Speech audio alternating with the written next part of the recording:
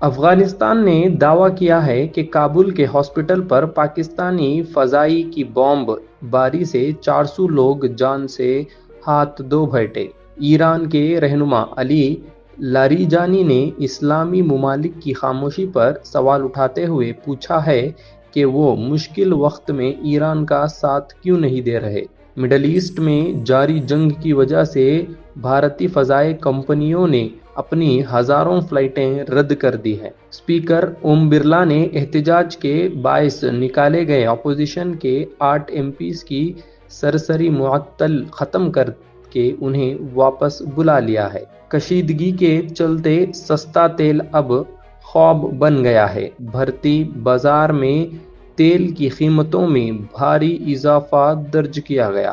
اسرائیل نے دعویٰ کیا ہے کہ انہوں نے ایک فضائی حملے میں ایران کے اعلیٰ عہدیدار علی لاریجانی کو نشانہ بنایا ہے۔